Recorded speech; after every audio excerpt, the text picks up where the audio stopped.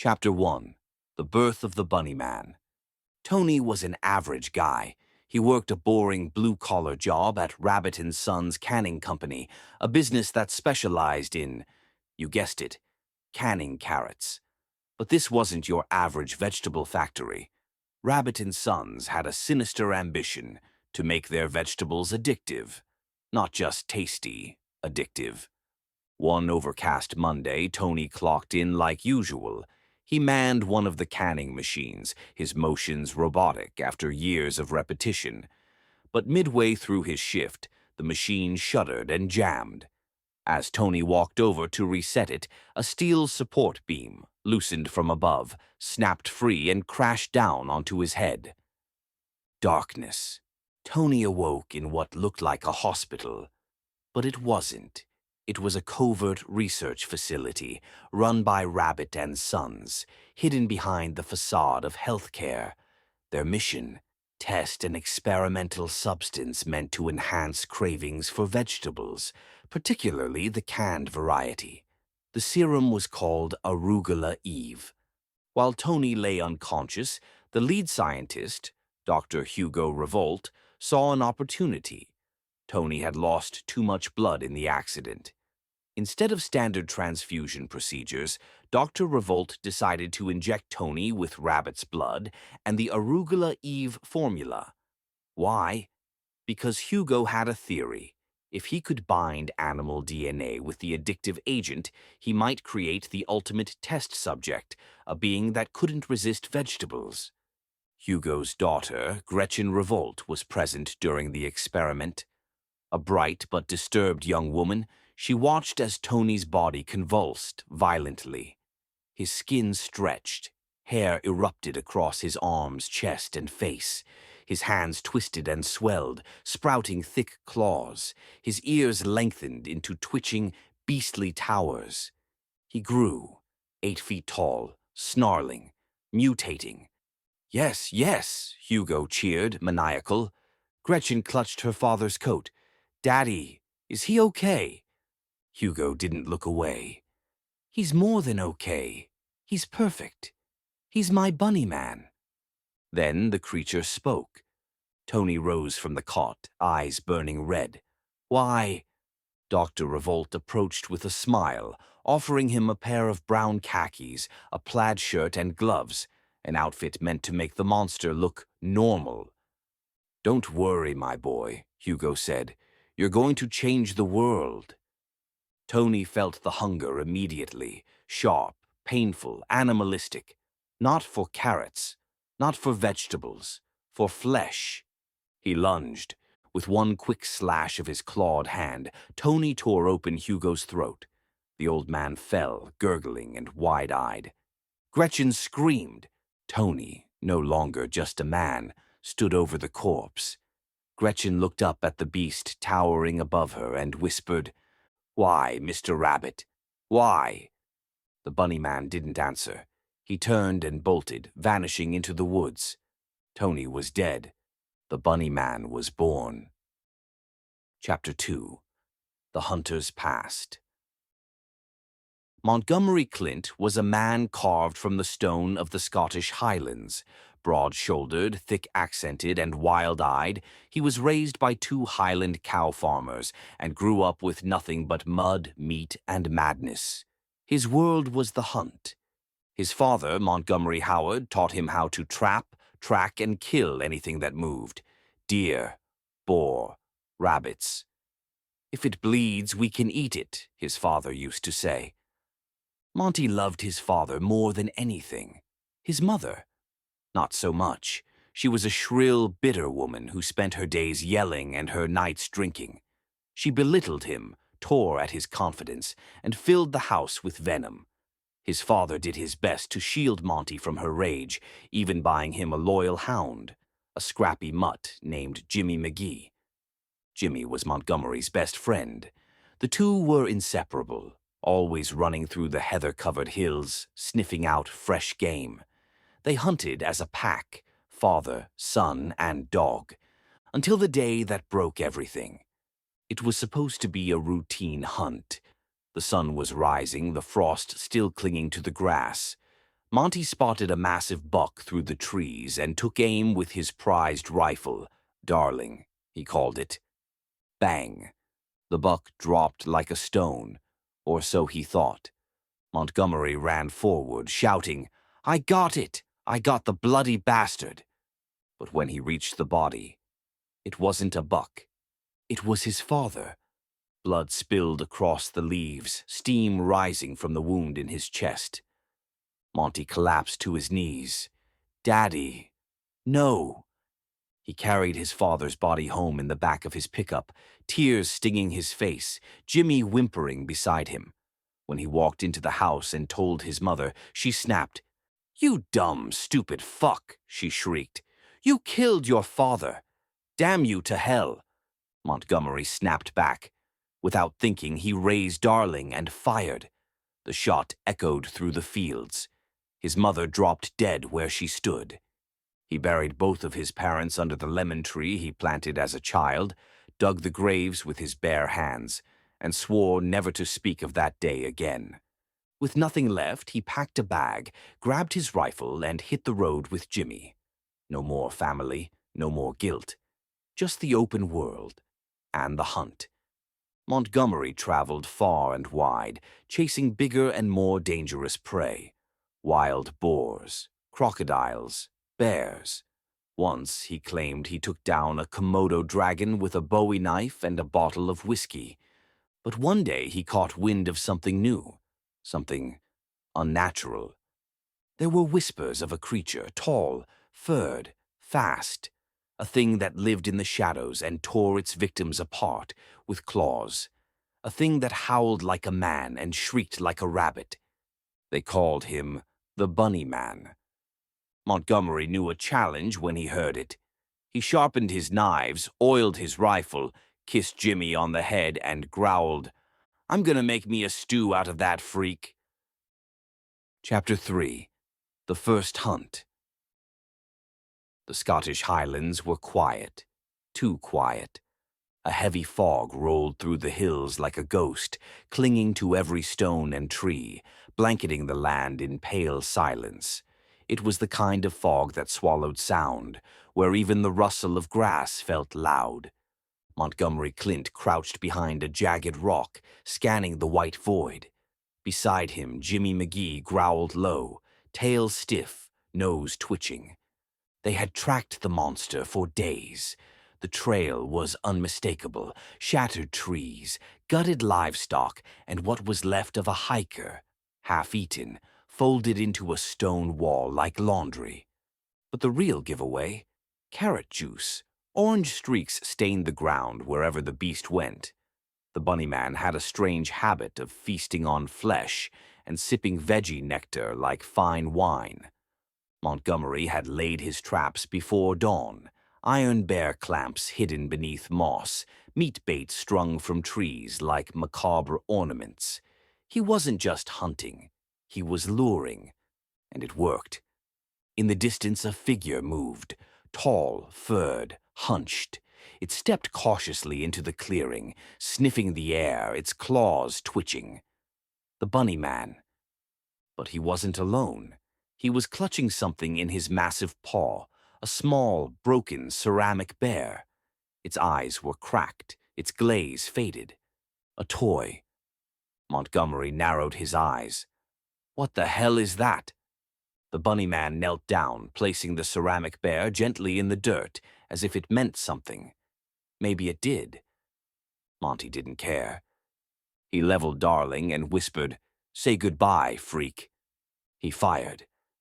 Bang! The shot rang through the valley, but the bunnyman moved with impossible speed, leaping into the fog, vanishing like a phantom. Only the shattered remains of the ceramic bear remained behind. "Bloody hell!" Montgomery roared. "I missed!" Jimmy barked furiously, chasing shadows. The fog thickened. From the distance, a deep, inhuman voice echoed back, "Try harder next time, old man." Montgomery clenched his jaw. The hunt had officially begun. This wasn't just a monster, this was war. Chapter 4. The Island of Bones. Toad Holland was no paradise. It was an isolated island off the coast of nowhere, a jagged slab of land shrouded in thick vines, gnarled trees, and the heavy stench of rot. The soil bled rust when it rained. The animals that lived there were twisted, malformed things, creatures with too many eyes, too many legs, or not enough of either. It was the kind of place that felt wrong. The bunnyman thrived in it. He had carved out a lair in the island's belly, a deep, moss-covered cavern littered with human bones. Spines decorated the entrance like ribs in a mouth. Skulls lined the walls, hollow-eyed and forever screaming. He used femurs as coat racks. Pelvises became soup bowls. Human hair was woven into bedding. Every bone had a story. Every story ended in blood. Montgomery Clint arrived on the island under a gray sky, his boots crunching over dead leaves and old graves. He lit a cigar with a rusted match, smoke curling around his weathered face. His shirt stuck to his back with sweat. The air was thick, choking, hot enough to cook a hare on a rock. "Jimmy," he muttered, "we ain't in Scotland anymore." Jimmy McGee barked in response, ears perked. He caught a scent. Meat, rot, wet fur. Montgomery followed his hound toward the only water source on the island, a murky pond surrounded by dead trees. He knew the beast would need hydration, especially in this heat. He whistled softly and waved a dead duck, bait. Jimmy howled. Suddenly, moss exploded in front of them. The bunnyman erupted from the ground like a nightmare, eyes blazing, fur drenched in sweat and dirt. His claws flashed. His snarl was more animal than man. He lunged for Jimmy. Montgomery raised Darling and fired, once, twice. The first bullet grazed the bunnyman's cheek, slicing open fur and skin. The second shattered one of his front teeth. Blood and enamel sprayed the trees. The bunnyman shrieked in pain and rage, his claw swiping at Montgomery's throat. Monty barely blocked it with the barrel of his rifle. They collided like bulls. Montgomery swung Darling like a club, smashing it into the side of the bunnyman's head. The beast crumpled, unconscious, twitching in the dirt. Montgomery stood over him, breathing hard, hands trembling. He looked down at the monster's broken form and whispered, "Still not stew-worthy, freak." But instead of finishing him, Montgomery ran. He had seen enough. This wasn't just a mutant. It was something else, something faster, stronger, smarter, and it had tasted his scent. The game had changed. This wasn't a hunt anymore. This was survival. Chapter 5. Eye for an Eye. The highlands again, but not the open, misty slopes Montgomery called home. This place was deeper, wilder, darker. A gnarled forest sat at the heart of a forgotten glen, choked with ivy and crawling fog. In the center, nestled between two crumbling hills, was the rabbit hole. It wasn't a burrow. It was a tomb. The entrance was a wide cavern mouth rimmed with human spines, curved and cracked like rotten teeth. Skulls were jammed into the earth above it, their jaws pried open in frozen agony. The air that spilled from inside was cold and smelled of copper and moldy fur. Montgomery gagged.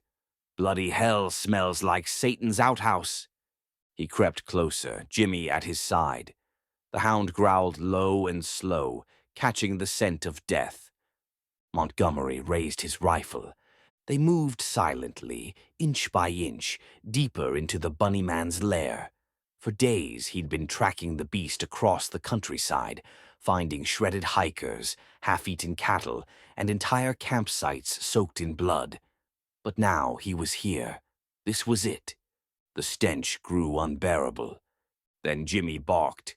From the shadows came a low chuckle. "You just don't learn, do ya?" The bunnyman stepped from the dark like a ghost rising from hell. His massive form towered over Montgomery. Claws glinted, blood matted his fur. His missing tooth left a jagged hole in his snarling mouth. Montgomery didn't hesitate. He lifted Darling and pulled the trigger. Click. Empty. Fuck! The bunny man charged. Montgomery pulled his Bowie knife just in time to block the first swipe, but the second came fast. Steel met claw. Flesh split. The bunny man tackled him to the ground. They rolled through bone and mud, biting, snarling, punching, stabbing.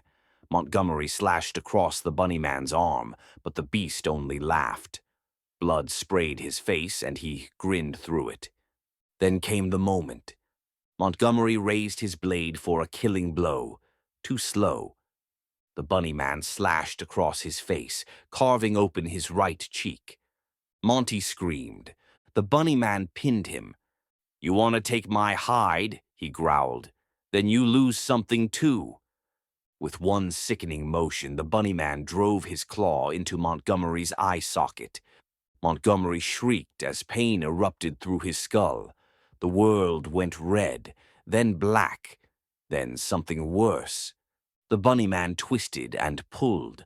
A wet pop, blood sprayed. Montgomery thrashed, blind on one side, choking on his own cries. The beast stood, holding the hunter's eye like a trophy. "Eye for an eye," he said, grinning. Montgomery lay in the dirt, gasping, sobbing. But the bunny man didn't finish him. Instead, he picked up a jagged metal shard from a fire pit and pressed it to the wound, cauterizing it with a hiss and a scream. "I want you alive," he whispered, "to remember." As Montgomery writhed, the bunny man vanished into the dark. From that day forward, the hunter wore an eye patch, but the scar, that ran deeper than bone. Chapter 6. Crucifixion on Travol. Travol was not on any map. It was a cursed island whispered about by old sailors and drunk mercenaries, an overgrown jungle of thorn-choked trees, ancient ruins, and something else. The island pulsed like a beating heart, its soil thick with decay, its sky stained a permanent dull gray. This is where Montgomery Clint chose to end it. One eye down, scars on his soul, he tracked the bunny man across the tangled paths like a man possessed. He didn't care if he lived. He just wanted to see that monster bleed. By his side, Jimmy McGee limped with a quiet determination. The loyal hound was thinner now, eyes rimmed red, fur matted with dust and blood. But he hadn't left Montgomery's side, not since the day his master lost an eye. Montgomery wasn't hunting for sport anymore. He was hunting for revenge. He left a trail of bait, shredded meat, crushed bones, and old carrot peelings, like breadcrumbs through hell. "You want a goddamn meal, freak?" he snarled. "Come get it." And the bunny man came. But not before Montgomery heard something strange. A whisper, software mocking. "Monty, Monty." He froze. The voice was familiar, but not real. Not anymore. Jimmy growled. His nose twitched. Then he ran. "Jimmy," Montgomery shouted. "Come back, boy." No answer. He chased the dog deep into the jungle until he stumbled into a clearing, an altar of dirt and bones. The mouth of a new rabbit hole yawned open in front of him, wide and jagged like a torn throat. The bunny man stepped out slowly. He wasn't hiding. He wanted this. "I warned you," he said. "I told you not to fuck with me." Montgomery lifted his rifle, Darling, and fired. The shot rang true. The bunny man staggered, hit in the shoulder. But he didn't fall. He smiled. Then he lunged. Claws tore the rifle from Montgomery's hands. They collided like beasts in a pit, fists pounding, jaws snapping. Jimmy leapt at the bunny man's leg, biting down hard, but the monster kicked him aside like a rag doll. Montgomery reached for his blade, but it was too late. The bunny man struck. Claw met throat. Montgomery gasped, blood spilling from a deep slash across his neck. He collapsed, choking on his own breath. But death didn't come. The bunny man wasn't done.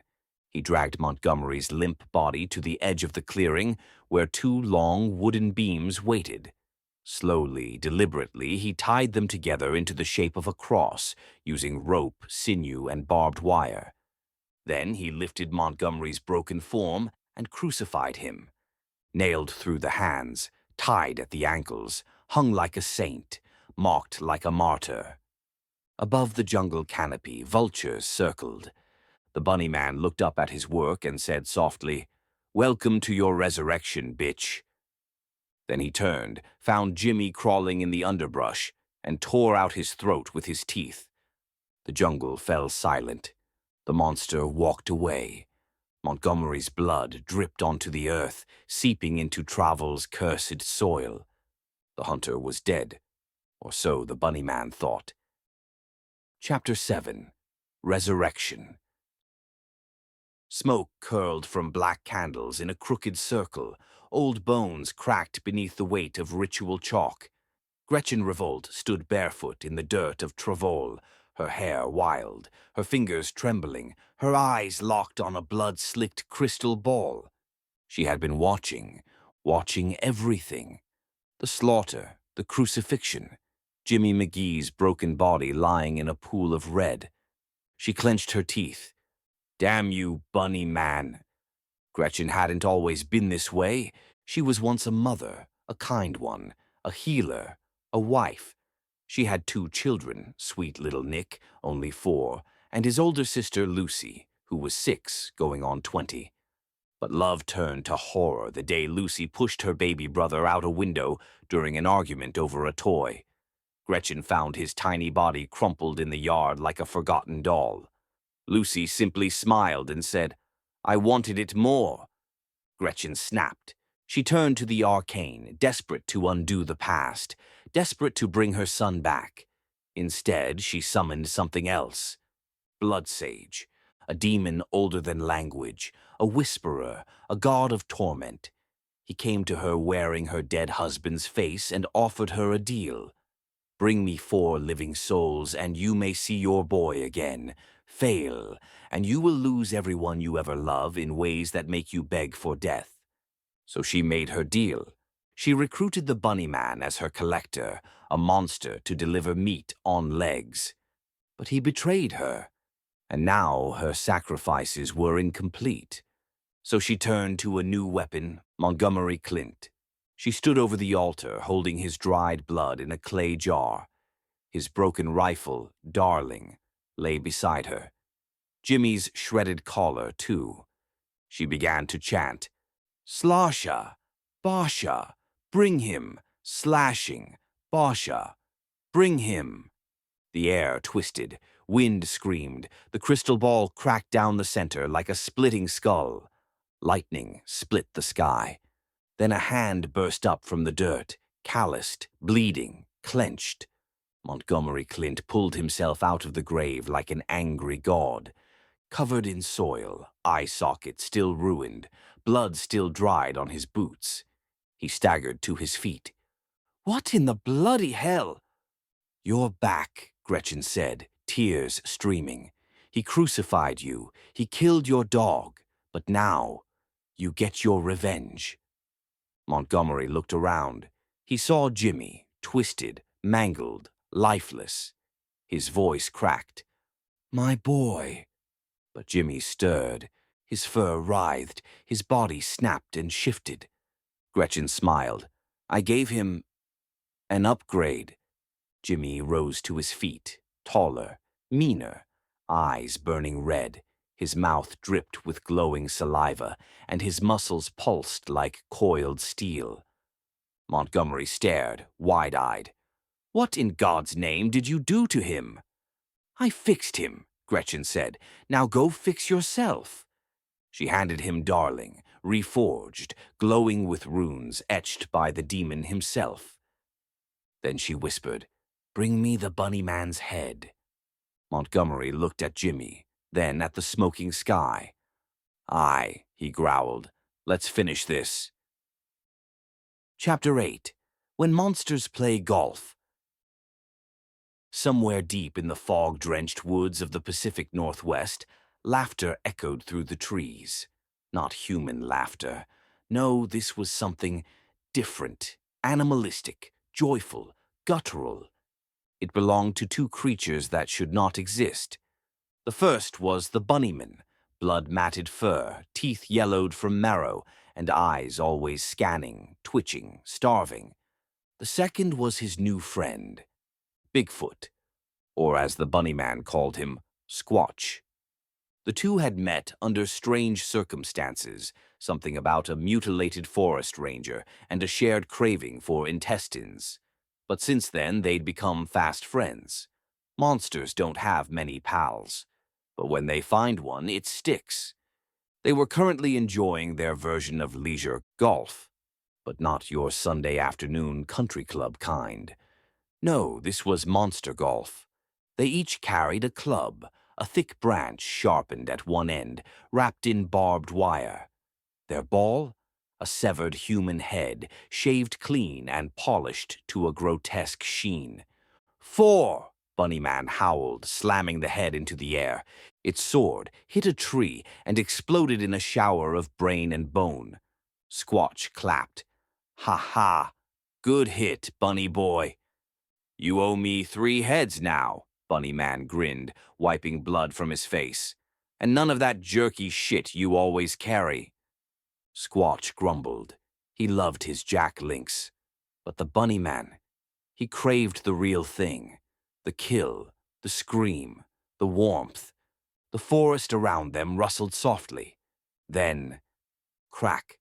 A gunshot. Squatch staggered forward and dropped to one knee. A clean hole smoked in the back of his skull. The Bunnyman turned, shocked, as blood oozed from Squatch's ear and nose. Out from the mist, striding like a goddamn ghost, came Montgomery Clint. One eye, one dog, one mission.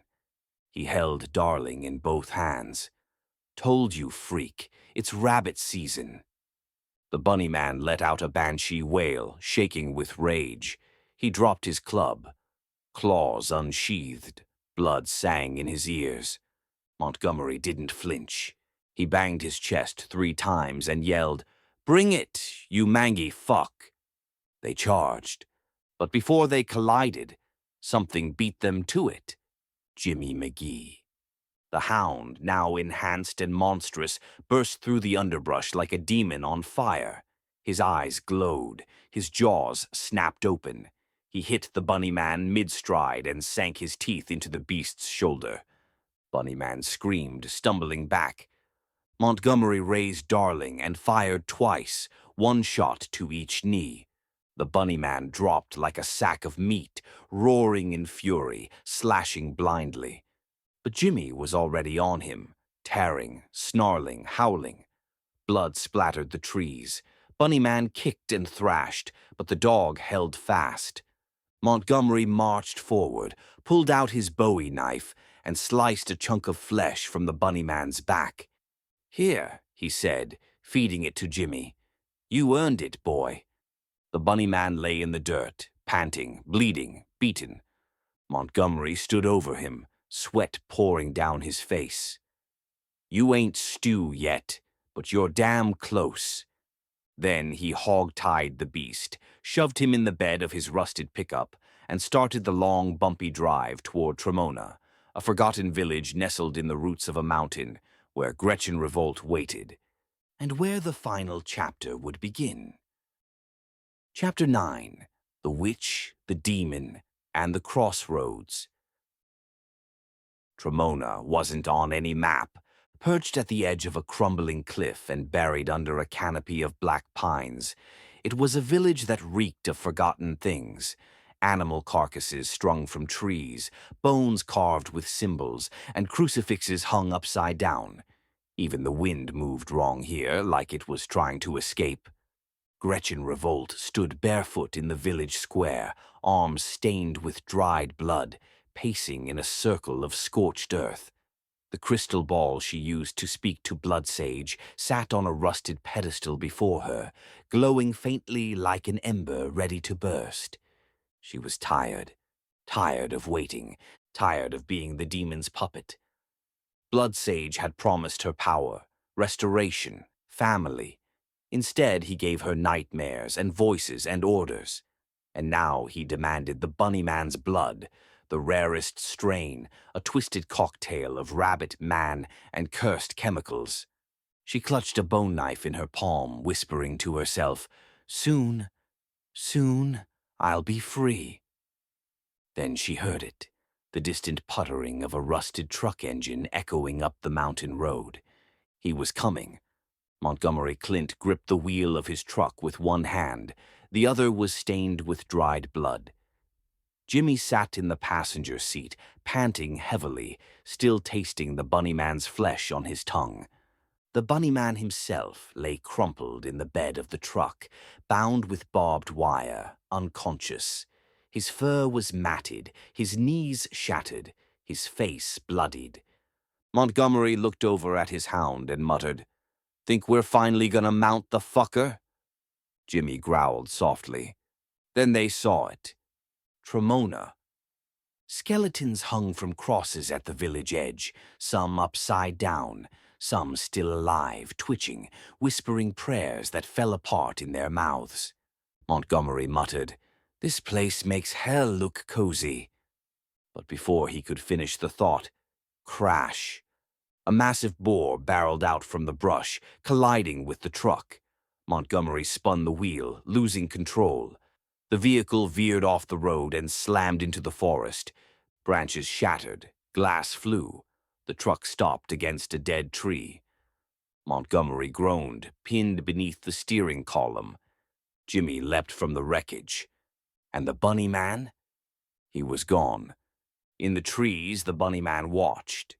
His wounds bled, his legs barely held him, but he smiled.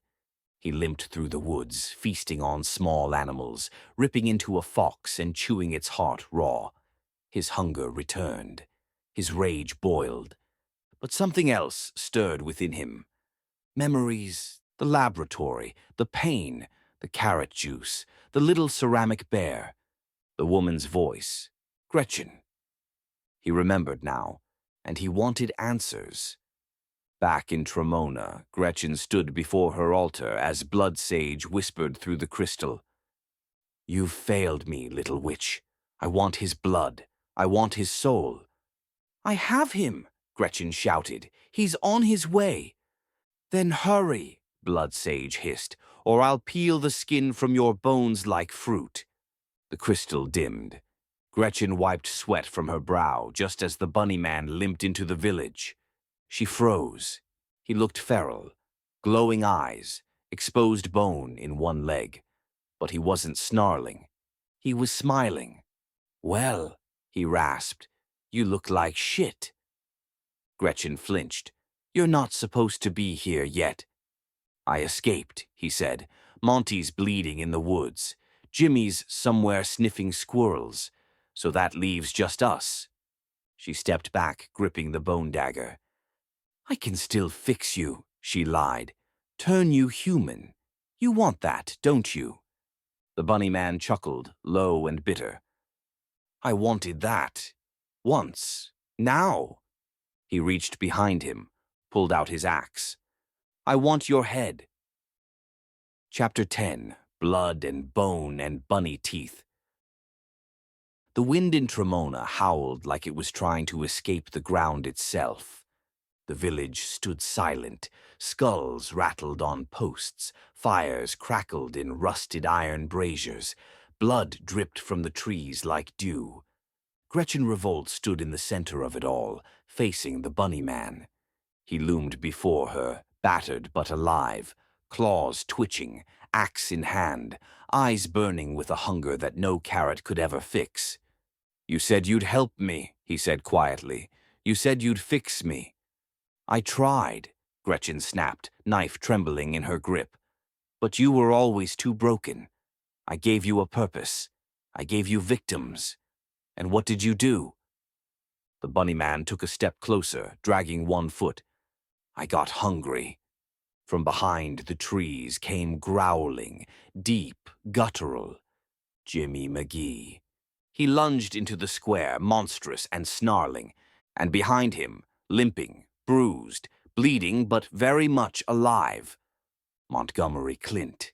His coat was torn, his face was cracked with dried blood, one eye burned with fury. "I brought you the bastard," he spat, rifle raised, "and you still fucked it all." The three of them stood in a triangle of death: witch, monster, hunter. Above, the crystal ball sparked with black lightning. Blood Sage was watching. His voice rolled through the village like thunder. "Kill him now!" The bunnyman moved first. He hurled his axe at the crystal. The blade screamed through the air and shattered the orb into 1,000 shards. A wail split the sky, Blood Sage's voice twisting into 1,000,000 shrieks before fading into nothing. Gretchen screamed, "No, you idiot! That was the only thing keeping me—" Crack! Montgomery shot her in the leg. She crumpled. He walked toward her slowly, Jimmy at his side, the bunnyman behind him. "Why not end this together?" he said to the bunnyman. "One for the road." The bunnyman looked at his claws. "Fine by me." Gretchen tried to crawl, tried to beg, but it was too late.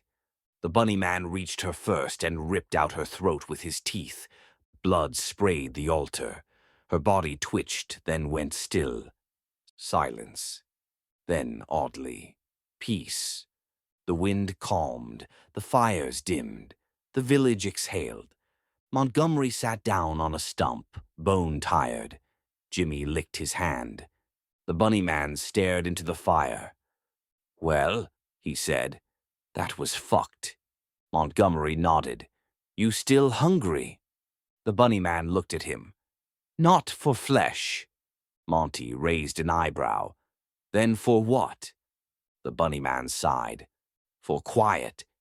They sat there for a while. Enemies, survivors, mutants and murderers. The last two left. Eventually, Montgomery stood. "I should kill you, you know." "I know," said the bunnyman, "but I won't. Not today." He walked into the woods with Jimmy. The bunnyman stayed behind, alone. He looked at the blood on his hands, at the bones, at the sky. Then he laughed, just once, then vanished into the trees. The end? Or is it? Because monsters never really die. They just wait in the dark until someone makes them hungry again.